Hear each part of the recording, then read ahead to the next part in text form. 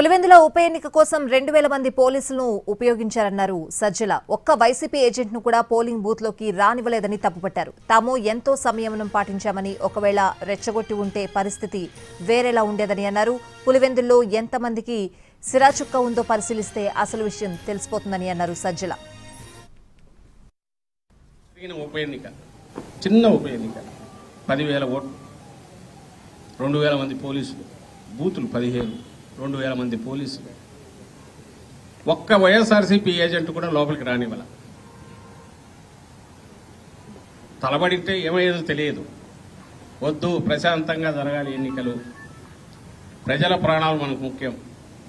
రెచ్చగొడితే ఎంతసేపు దూకితే అది ఏమైనా జరిగిండొచ్చు. అందుకే జగన్మోహన్ రెడ్డి గారు సంయమనంతో ఉండండి అన్నారు. ఏం జరిగింది? ఎంటైర్ పోలీసు వ్యవస్థ అక్కడ కూర్చుంది. నేను మిగిలిన మా వాదన తప్ప, ఆ వాదన తప్ప అనవసరం. కానీ మధ్యలో ఎవరైతే అంపైర్ రోల్ ప్లే చేయాలనో వాళ్ళ దగ్గరికి వెళ్ళి, అయ్యా ఒక ఏజెంట్ను లోపల రానివ్వలేదు, చెక్ చేయండి. అదేం మేము దాచిపెట్టేది కాదు, ఇంకోటి దాచిపెట్టేది కాదు. చెక్ చేసినట్టుగా జరగల. ఇప్పటి వరకు ఇన్కంబెంట్ ఎవరైతే జెడ్పీటీసీ ఉన్నారో వైఎస్ఆర్సీపీ, అక్కడ వైఎస్ఆర్సీపీ ఇంతవరకు హిస్టరీలో ఎప్పుడు కూడా ఓడిపోలేదు.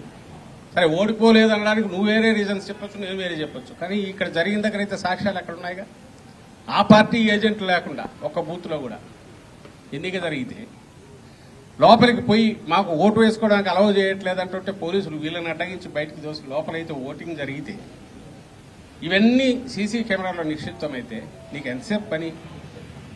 గంట సేపు ఓపెన్ చేసి సీసీ కెమెరాలు తెప్పించి చూస్తే అక్కడే కనపడుతుంది. ఎవరు వచ్చినా సరే మేము రెడీ దానికి నిలబడడానికి. ఆ 15 బూతులున్న ఊర్లలో వెళ్ళండి. వాళ్ళు ఎవరైనా కావచ్చు, సీనియర్ జర్నలిస్టులు కావచ్చు, రిటైర్డ్ బ్యూరోక్రాట్స్ కావచ్చు, సామాజిక స్పృహ ఉన్న ఎవరైనా సరే, అక్కడ వాళ్ళల్లో ఎంతమంది వేలికి సిరా చుక్క ఉందో చూడండి. చాలా అక్కర్లా ఇల్లు వెతికి, ఎందుకంటే సీసీ కెమెరాల ఫుటేజ్ ఎలాగో చూపించారు. ఆ ఎస్సీసీ స్టేట్ ఎలక్షన్ కమిషన్ పలకలు కోర్టులో తేరాలంటే టైం పడుతుంది. న్యూట్రల్గా ఉండే ఎవరైనా సరే మేము రెడీ. ఎవరు వచ్చి